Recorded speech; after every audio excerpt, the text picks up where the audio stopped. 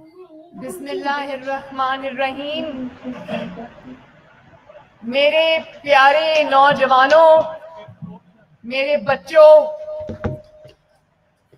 मेरे बेटों बेटियों, पाकिस्तान के नौजवानों, अस्सलाम वालेकुम। मैं आपको मोहम्मद नवाज शरीफ साहब की तरफ से, मुस्लिम लीग नून की तरफ से और मरियम नवाज शरीफ की तरफ से दिल की गहराइयों से आपको खुशामदीद कहती हूँ।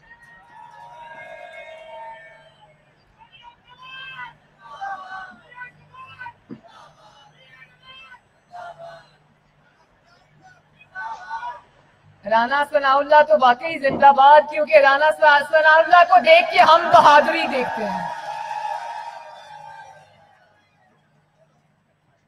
मुझे अपनी तकरीर भूल गई आपका जज्बा देख के। बिलखसूस मैं अपनी इन बच्चियों से मुखातिब हूँ जो आज यहाँ पर आई हैं माशाअल्लाह, और इतनी खुश भी लग रही हैं और पूरा पार्टिसिपेट भी कर रही हैं।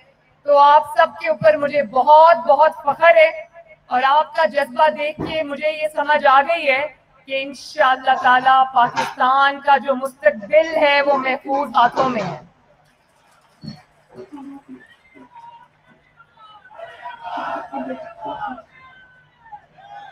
मेरे बच्चों, जो हमने लॉन्च किया मुस्लिम लीग नून का शेर जवान, मुझे ये बताने में बेहद खुशी महसूस हो रही है कि शेर जवान अभी हमने लॉन्च नहीं किया ऑफिशियली, आज लॉन्च हो रहा है, लेकिन शेर जवान का जो मुझे फीडबैक और जो रिस्पांस पूरे पाकिस्तान से आ रहा है वो ओवरवेलमिंग है बच्चों। माशाल्लाह, वेरी वेल डन। और आज मैं इन बच्चों से तो मुखातिब हूँ जो यहाँ बैठे हुए हैं। मैं ये भी बता दूं कि मुझे हजारों तलबा इसमें शरीक होना चाहते थे, लेकिन मेरे पास बड़ी मजबूरी थी, मेरे पास जगह नहीं थी। मेरे पास ये मॉडल टाउन हेडक्वार्टर्स का PMLN का सिर्फ ये लॉन था, और क्योंकि हमारे पे तो हमारी अपनी ज़मीन के दरवाजे इन्होंने बंद कर दिए हैं, तो जहां हम जाना चाहते हैं वो ग्राउंड के दरवाजे भी बंद हो जाते हैं, उनकी इजाज़त भी हमें नहीं मिलती, तो हमें इसी ग्राउंड में ये करना पड़ा। लेकिन ये कोई पहला लॉन्च नहीं है। इंशाअल्लाह मेरी पूरी कोशिश होगी कि मैं सब सूबों के अंदर जाके इस तहरीक को लॉन्च करूं। कल मुझे KPK के स्टूडेंट्स का मुझे मैसेज आया, उन्होंने कहा कि आपने हमें नहीं बुलाया, उन्होंने शिकवा किया। तो मैंने उनसे ये वादा किया कि इंशाअल्लाह ताला मैं KPK आके खुद इस मूवमेंट को लॉन्च करूंगी।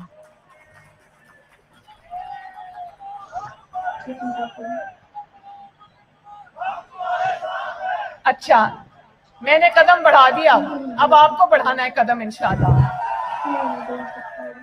मेरे बच्चों, जरा नारों से आगे बढ़कर भी हम थोड़ी सीरियस बात कर लें, बहुत जरूरी है, ताकि आपको और पाकिस्तान के सारे तलबा को ये पता चले कि ये शेर जवान मूवमेंट क्या है और इसके मकासद क्या हैं। सबसे पहले,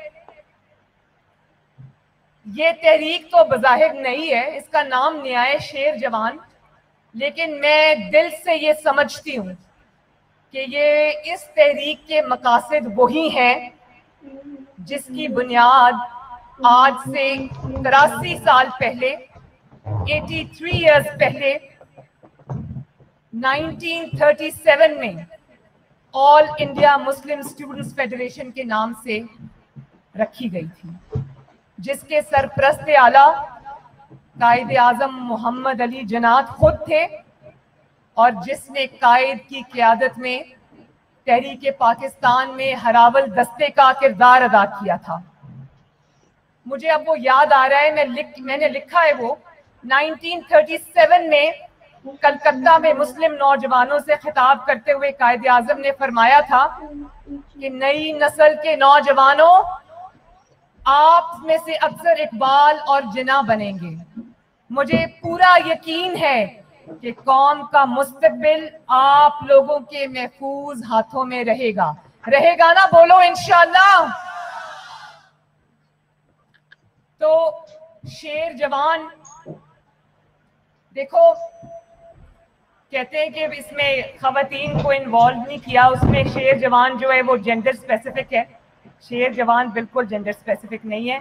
हम सब भी शेर हैं, शेर नहीं है इंशाअल्लाह ताला, और इसी जज्बे से लड़ेंगे।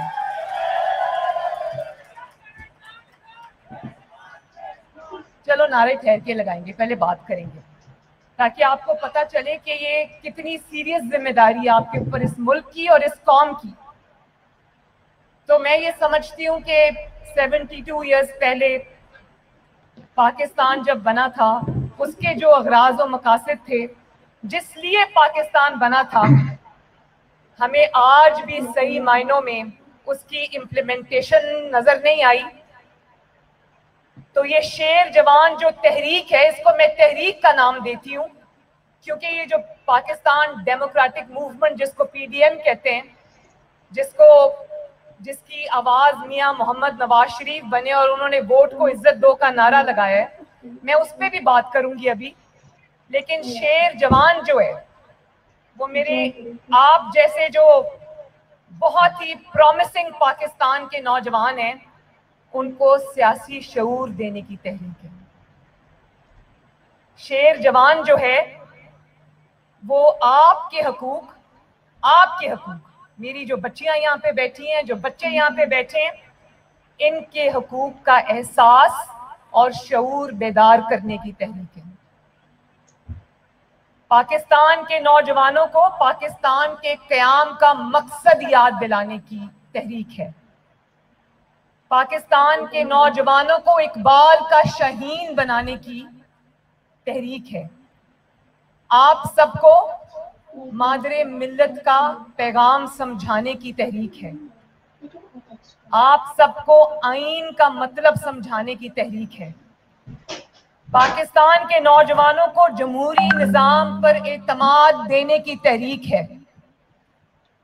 पाकिस्तान के नौजवानों को हाइब्रिड निज़ाम, जिसको आजकल हाइब्रिड हुकूमत कहते हैं ना, उसके खतरात समझाने की तहरीक है।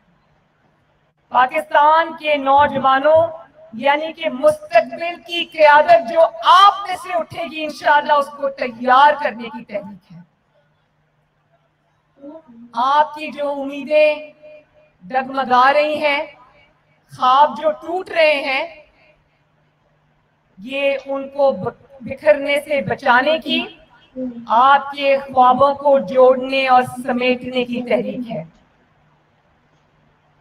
मेरे बच्चों, जानते हो ना कि गुलामी कितनी बड़ी सजा है? जानते हो गुलामी कितनी बड़ी सजा है? गुलामी से बड़ी कोई सजा नहीं है। गुलामी वो बला है जो इंसानों से बात करने की आजादी छीन लेती है। ये वो जंजीर है जो आपको ताकतवर के आगे झुकने पे मजबूर करती है। गुलामी वो बला है जो आपको सर फेंक कर, आपको खौफ के अंदर मुब्तला करके भेड़ बकरियों की तरह हांके जाने पर मजबूर करती है। गुलामी वो पर्दा है जो हमारे जहनों पे डाल दिया जाता है ताकि हमें सच्चाई और हक का रास्ता नजर ना आए, ताकि आप गलत को गलत ना कह सकें, आप अपना हक ना मांग सकें, आप अपने हकूक पर खामोश हो जाएं। आपका हक, मेरे बच्चियों, आपका हक आपको भीख की तरह दिया जाए, और आपको सिर्फ वही दिया जाए जो ताकतवर की मर्जी हो।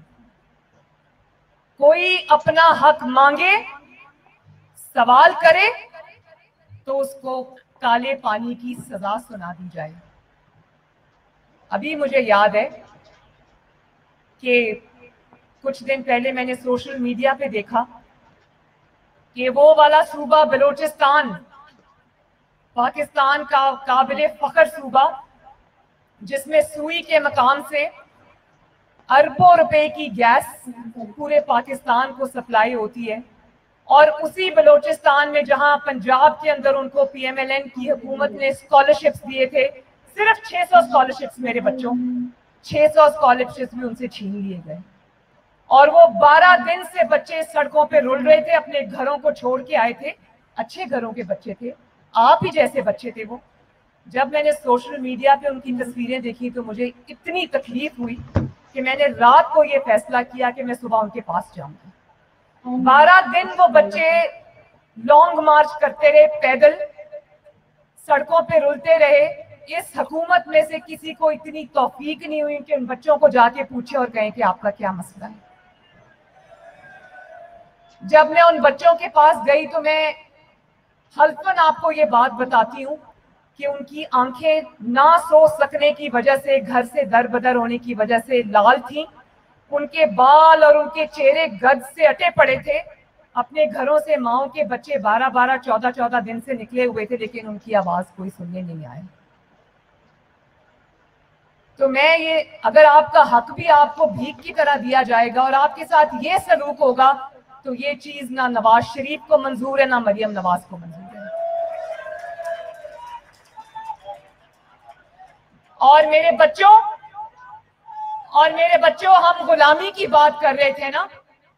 गुलामी वो होती है जब कराची में सिंध के IG को अगवा कर लिया जाता है और उसको घंटों हब्से बेजा में रखा जाता है, उसके फोन उससे ले लिए जाते हैं और उसको कहा जाता है कि कैप्टन सफदर को गिरफ्तार करो।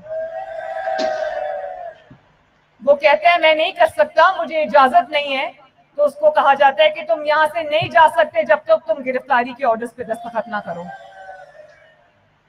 और गुलामी ये होती है, ये मेरी जो बच्चियां यहाँ बैठी हैं ये समझेंगी इस बात को, कि मैं सुबह 6:30 बजे 6 बजे अपने कमरे में सोई हूं और मेरा दरवाजा तोड़ के ये कमरे के अंदर आ गए। क्या रियासत अपनी बेटियों बहनों के साथ ये सलूक करती है? और अगर हमने इस पे आवाज ना उठाई मेरे बच्चों, मेरी बच्चियों, तो ये पाकिस्तान के हर घर में यही चीज पहुंचेगी, फिर आपको बचाने वाला कोई नहीं होगा। इसलिए हमें इस पे के खिलाफ आवाज उठानी है। मुझे बताओ कि पुलिस क्या कोई कमतर मखलूक है? आपकी वो दिन रात खिदमत करते हैं, क्या पुलिस वाले इंसान नहीं होते? क्या काली वर्दी जो सिंध की पुलिस की है, क्या वो कमतर वर्दी है? मुझे बताओ, हाथ उठा के मुझे बताओ, क्या पुलिस की वर्दी कमतर वर्दी है? क्या पाकिस्तान हमने इसलिए हासिल किया था? पाकिस्तान बनाने वाले हमारे बुजुर्गों की सोच, माल और जान, इज्जत और आबरू की कुर्बानियां देने वाले हमारे बुजुर्ग, उनको जिस कुर्बानियों की शक्ल दी गई मेरे बच्चों, उसको आईने पाकिस्तान कहते हैं। मुझे ये बहुत लोग ये कहते हैं कि आप जब आइन की बात करती हैं आवाम से तो उनको समझ नहीं आती। मुझे बताओ मेरे बच्चों, आपको आइन की बात समझ आती है या नहीं आती? आइन जो है वो आपके हकूक की किताब है, कोई ऐसी चीज नहीं है जिसकी हमें समझ नहीं आती। वो आपके हकूक की किताब है। उस किताब में लिखा है कि पाकिस्तान में क्या होगा। उस किताब में लिखा है कि पाकिस्तान में क्या नहीं होगा। उस किताब में लिखा है कि किसका क्या हक है। उस किताब में लिखा है किसका हक क्या नहीं है। आइन की किताब में लिखा है कि किसने क्या काम करना है, और आइन ही की किताब में लिखा है कि किसका क्या काम नहीं है। देख लो, गौर से देखो मेरे बच्चों, मेरे नौजवानों, मेरे बेटों, मेरे बेटियों, पाकिस्तान के मेहमानों, गौर से देखो और फिर बताओ।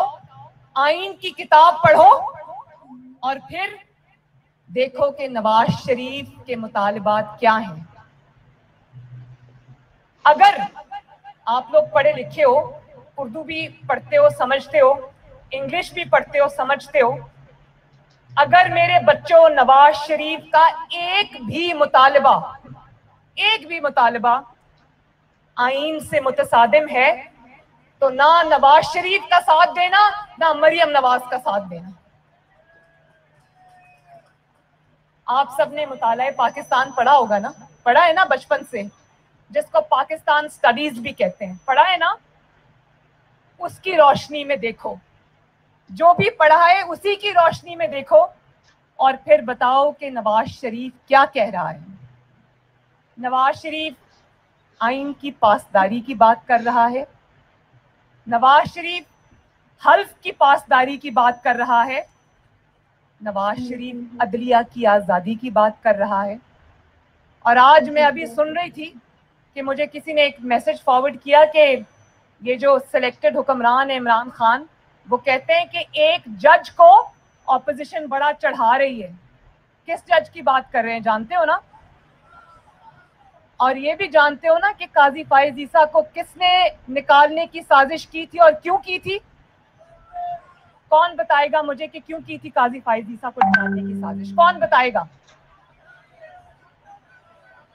इधर आओ बेटा, इधर आओ मेरे बच्चे, इधर आओ।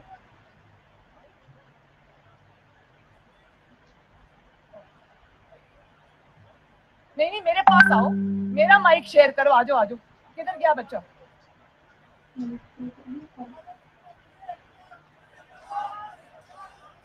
हम सब चारों सूबों की आवाज है, इधर आओ बेटा।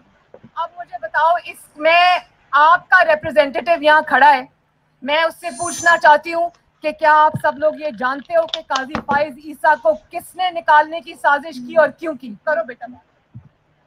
जी मैम, जैसा कि आप बता रही थी कि काजी फाइज ईसा को किसने निकाला और किस वजह से निकाला, ये हमें बिल्कुल बाखूबी पता है।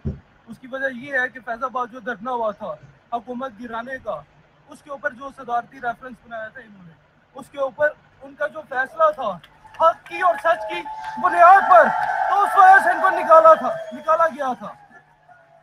शाबाश, थैंक यू, मुझे खुशी है।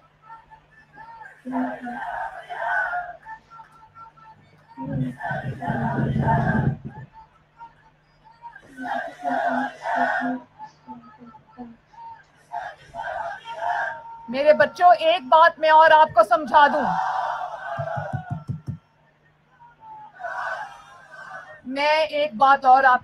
दूं, कि हमने वर्दी के ऊपर इल्जाम नहीं लगाना। ये वो वाली वर्दी है, मेरे फौजियों की वो वाली वर्दी है जो सियाचिन में हमारी हिफाजत करते हुए शहीद होते हैं, और जिनकी माएं, बहनें, बेटियां, बच्चे जब वो वर्दी को उनको दफनाने के लिए आते हैं तो वो खून में आलूद वर्दियां होती हैं। हमने वर्दी के ऊपर इल्जाम नहीं लगाना, हमने पहचानना है कि उस वर्दी को दागदार करने वाले 2 या 3 किरदार कौन से हैं, और उन किरदारों को फिर हमने वर्दी की आड़ नहीं लेने देनी।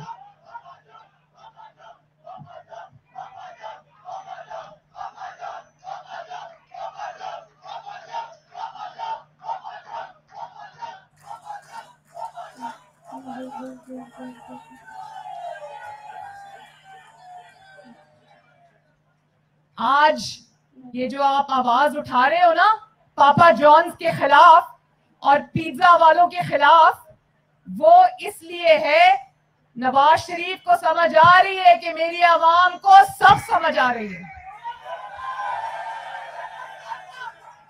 और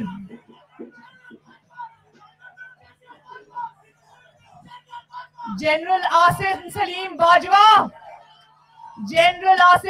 बाजवा कौम के नौजवान आपसे ये सवाल कर रहे हैं कि आपके पास खरबों की जायदादें कहां से आई? जनरल आसिम सलीम बाजवा साहब, कौम ये जानना चाहती है कि आप एक नौकरी पेशा होने के बावजूद खरबों की पाकिस्तान पूरी दुनिया में फैली हुई जायदादें कैसे बना गए। और अगर एक 3 दफा का वजीर आजम एक इंतकामनामा एहतसाब के सामने पेश हो सकता है, तो क्या पाकिस्तान में कोई मुकद्दस गाय है? अगर आपकी बहन 200 पेशियां कर सकती है, नैब की भुगत सकती है अपने वालिद के साथ, तो फिर किसी को क्या अमर माने हैं? आसमान से यहां कोई नहीं उतरा, सबको जवाब देना पड़ेगा। और नवाज शरीफ यही बात कर रहा है मेरे बच्चों। नवाज शरीफ अदलिया की आजादी की बात कर रहा है, नवाज शरीफ मीडिया की आजादी की बात कर रहा है। और आप देख रहे हो ना मीडिया को, कि मीडिया को एक चीज फीड की जाती है और उसके बाद पूरे मीडिया को मजबूर कर दिया जाता है कि वही रटा रटाया सबक आपके सामने पढ़ दे। और जो इस सबक को पढ़ने से इनकार करते हैं उनको उठा के नैब की जेलों में डाल दिया जाता है।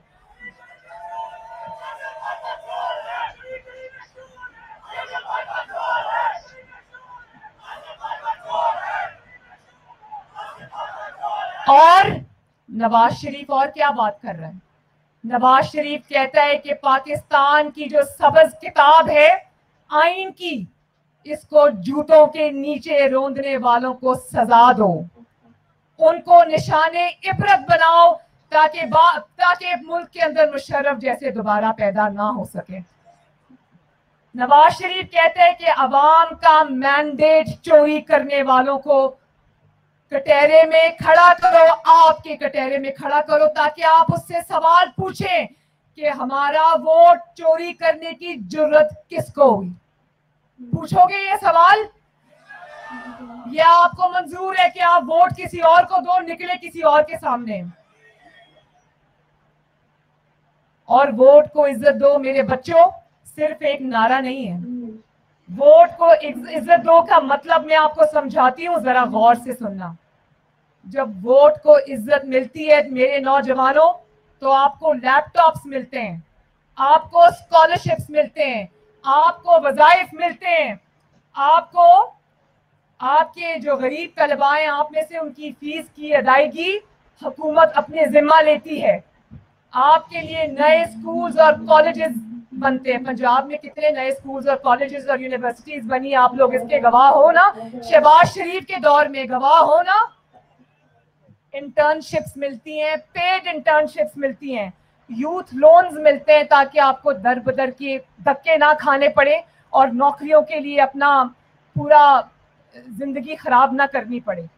जब वोट को इज्जत मिलती है मेरे बच्चों, तो 22-22 घंटे की लोड शेडिंग जीरो पे आ जाती है। जब वोट को इज्जत मिलती है तो जगह जगह, गली गली, मोहल्ले मोहल्ले, शहर में होने वाले बम धमाके खत्म हो जाते हैं। जब वोट को इज्जत मिलती है तो हर रोज आपकी खुद मुख्तारी पर होने वाले ड्रोन अटैक्स खत्म हो जाते हैं।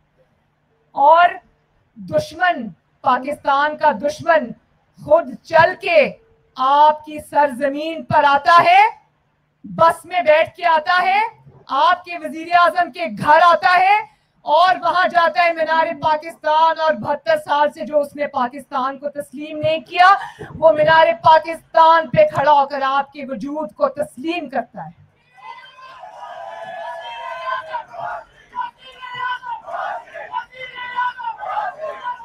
और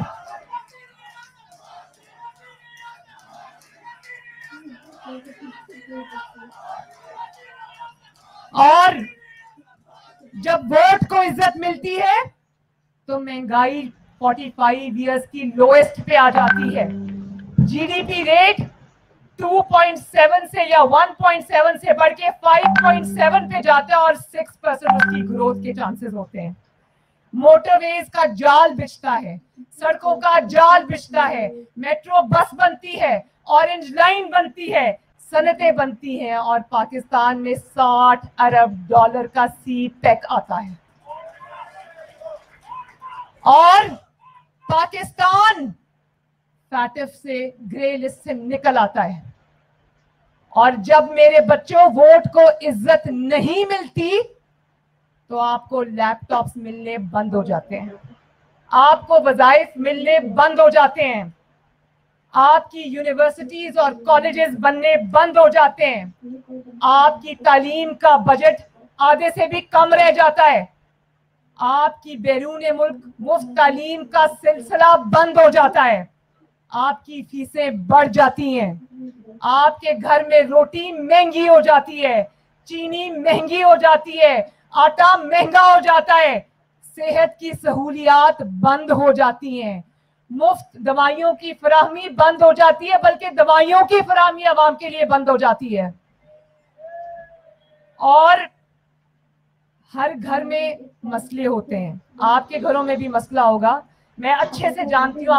आपके वालिदैन भी बैठ के सोचते होंगे, बिजली के बिल दें, गैस के बिल दें, आपकी फीसें भरे या घर का खर्चा चलाए। ये मसले हैं ना, आजकल हर घर में है ये मसले। और जब आपके वोट को इज्जत नहीं मिलती तो दहशतगर्दी फिर से सर उठा लेती है। अभी देखा ना पेशावर में मदरसे के मासूम बच्चों के साथ क्या हुआ, और नालायकी पाकिस्तान को घेर लेती है। कारोबार बंद, रोजगार बंद, अवाम का कोई पुरसाने हाल नहीं, कोई पूछने वाला नहीं, दोस्त मुल्क सब पीछे हट जाते हैं और कश्मीर भी हाथ से चला जाता है। कश्मीरियों का मुकदमा हम हार बैठते हैं, डॉलर बेलगाम हो जाता है और ग्रोथ रेट जमीन के नीचे चला जाता है, और 17,000 अरब का तारीखी कर्जा लिया इस नालायक हुकूमत ने, और उस कर्जे में आपका मुस्तकबिल गिरवी रख दिया।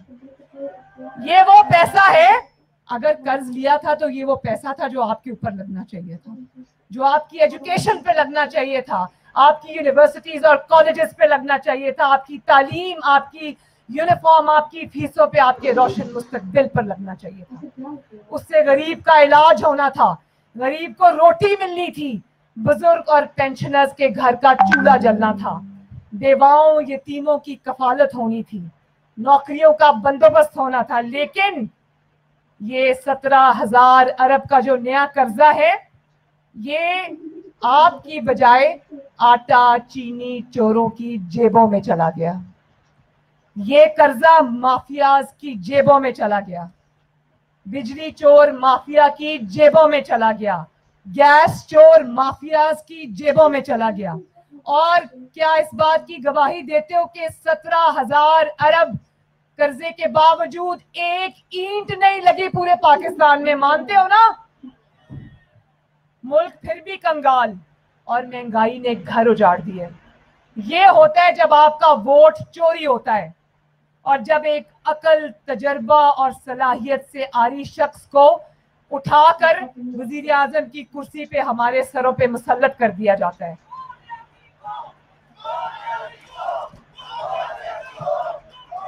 और मेरे बच्चों याद रखना, जब आरटीएस बिठाया जाता है तो पूरा मुल्क बैठ जाता है। जब आरटीएस बिठाया जाता है तो मईशत बैठ जाती है।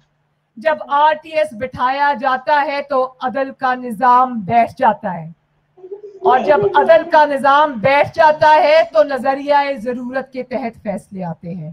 तब अरशद मलिक जैसे जजेस को इस्तेमाल किया जाता है, और काजी फाइज ईसा और जस्टिस शौकत अजीज जैसे इम्पेकेबल इंटेग्रिटी के हामिल जजेस की किरदार कुशी की जाती है। और फिर ये होता है कि जजेस खुद इंसाफ के मुंतजिर होते हैं, और जब आपसे जवाब मांगा जाए तो गद्दारी के फतवे बांटते हो। मेरे बच्चों, अगर उर्दू लुगत में, उर्दू डिक्शनरी में आईन की पासदारी करने वालों को, आईन का सबक देने वालों को, आईन का सबक पढ़ने वालों को, आईन का सबक मानने वालों को गद्दार कहा जाता है, तो फिर यहाँ पर 22 करोड़ गद्दार हैं। फिर हमें अपने मुस्तकबिल के इन मेमारों में से भी गद्दारों की जरूरत है। और अगर गद्दारी के इल्काबात के पीछे की कहानी जानना चाहते हो तो मैं सिर्फ आपको एक मिसाल देती हूँ, एक मिसाल। अभी 2-3 दिन पहले आपने सुना ना कि अयाज सादिक साहब ने फ्लोर ऑफ द हाउस पे एक बयान दिया कि सिलेक्टेड हुकूमत की अभिनंदन को छोड़ते हुए टांगे कांप रही थी। और फिर थोड़ी देर बाद एक बहुत खतरनाक बयान एक वफाकी वजीर की तरफ से आता है, जिसमें उन्होंने शायद ये इम्प्रेशन दुनिया को मिला कि शायद वो जो पुलवामा हमला है उसमें अल्लाह ना करे पाकिस्तान मुलव्विस है। पूरी कारस्तानी आपको समझ आ जाएगी। और भारत ने तो दोनों को अपनी मर्जी का रंग दिया। 75% 80% आज उस वफाकी वजीर के बयान का फायदा उठाकर न सिर्फ भारत बल्कि भारत का वजीर आजम भी हमें चार्जशीट कर रहा है उस वजह से। लेकिन इतनी सीरियस एलिगेशंस के बावजूद DGISPR की प्रेस कॉन्फ्रेंस होती है और वो अयाज सादिक की बात करते हैं, वो उसका जवाब देते हैं। तो क्या हम पूछने में हक बजानिब नहीं कि जो एक बहुत ही बिनाइन सा बयान था और आपकी तरफ था भी नहीं, आपने प्रेस कॉन्फ्रेंस करके उसको हमारी अफवाज पाकिस्तान की तरफ क्यों मोड़ दिया? हम तो ये नहीं कह रहे, हम तो इस जाली हुकूमत की बात कर रहे हैं। आपने उसके ऊपर प्रेस कॉन्फ्रेंस क्यों की? और अगर आपने उसके ऊपर प्रेस कॉन्फ्रेंस की तो आपने वफाकी वजीर जो है उनके इल्जामात पर प्रेस कॉन्फ्रेंस क्यों नहीं की? तो मैं ये दिल से समझती हूँ कि अगर इस तरह का डिस्क्रिमिनेशन अवाम के सामने आएगी तो फिर हम सवाल करने में हक बजाने दें। और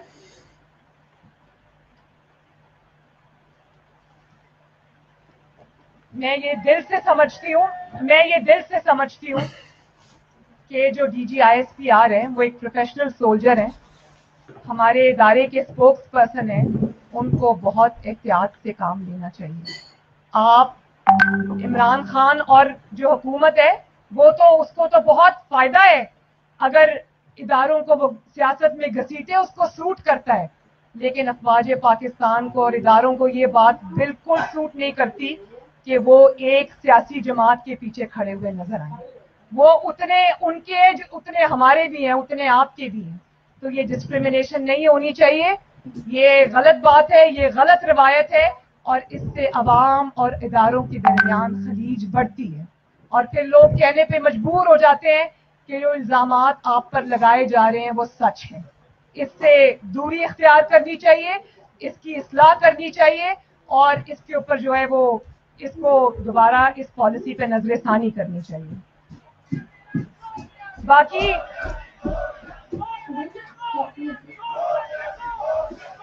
तो मेरे बच्चों, आखिर में पाकिस्तान के शेर जवानों, आपको अपनी बहन मरियम नवाज के साथ एक अहद करना है और हाथ उठाओ कि आज आपने अहद करना है कि आइन और कानून पर चलकर वोट की इज्जत करवाओगे।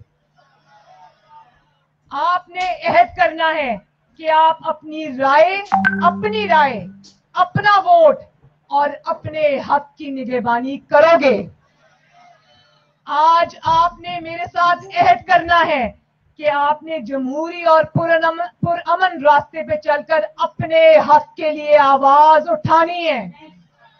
आपने अपने मुंतखब नुमाइंदों के लिए आवाज उठानी है और आप किसी को इजाजत नहीं दोगे कि जो लोग आपके वोट से आते हैं उनका इस्तेहसाल कोई और कर सके।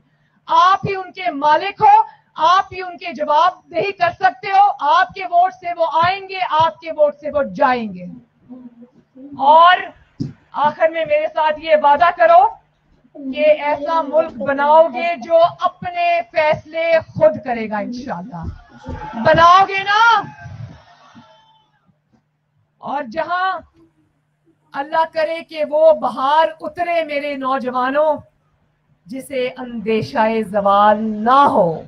अल्लाह ताला आप सबका हामी और नासिर हो।